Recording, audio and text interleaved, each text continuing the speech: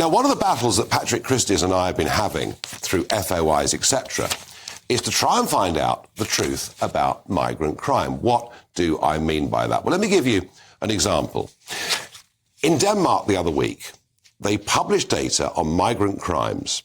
They did it in terms of league tables, and it showed that people that had recently come in to Denmark had conviction rates that were 40 times higher on violent crime than that for those that had been born in Denmark. They are absolutely stunning figures, and as a result of it, Denmark is going to keep a very, very tight immigration policy. Because as soon as you talk about immigration and crime, well, you can imagine what the cries are. You know, you're called all the names under the sun. But doesn't the British government owe us this data? Because, you know, we've seen all these incidents, haven't we? The Alkali attack that happened on Clapham Common, the bombing at the maternity hospital, the stabbing of a couple of gay people in Reading. Again and again and again, we see evidence of those that have come into Britain illegally, committing serious crime. Well, I can tell you that all of our efforts to get the British government to come clean on this have absolutely hit a brick wall. I'm joined by Robert Bates, Research Director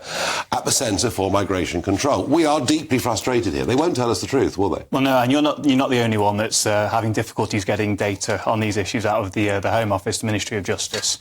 The Centre for Migration Control, we recently found that the Home Office wasn't actually able to confirm how many deportation orders were against foreign criminals.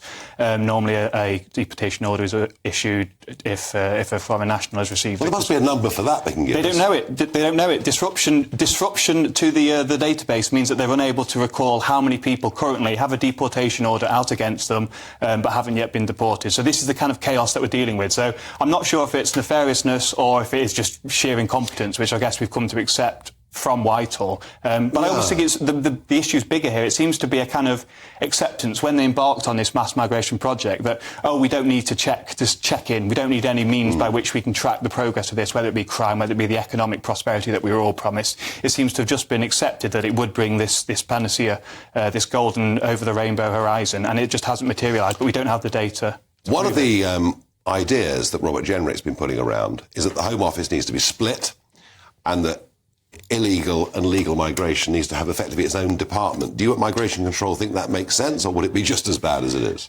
I think you'll inevitably end up with a similar kind of capture from certain ideologues that we have currently holding the Home Office essentially to ransom. I mean, you see the piece out in the Telegraph that you know they simply won't attempt to implement these kind of league tables that track foreign national crime rates, and you just think who really is governing the country at this moment? Because ministers are saying one thing and then they're coming out the other end of a tenure in the Home Office and claiming that they just simply weren't able to do anything. Back in 2015, I remember in the general election debates when I led UKIP, I was making an argument about housing. I was saying a rapidly exploding population meant we were short of houses. And the other party leaders said, oh, no. It's nothing to do with that. We just need to build more houses. There's no relationship or link between migration, rising populations and housing. And I couldn't believe how nuts it was. Over the weekend, we see Hugh Pill, senior economist at the Bank of England, saying that 89% of our housing shortage is due to increased immigration numbers, which I found quite extraordinary. I felt vindicated to a certain extent, but nearly 10 years later. Are the public beginning to make a link between this subject of immigration, which we're not supposed to discuss in polite society, and the reason that we can't get our parents a GP appointment or our youngsters can't get a house?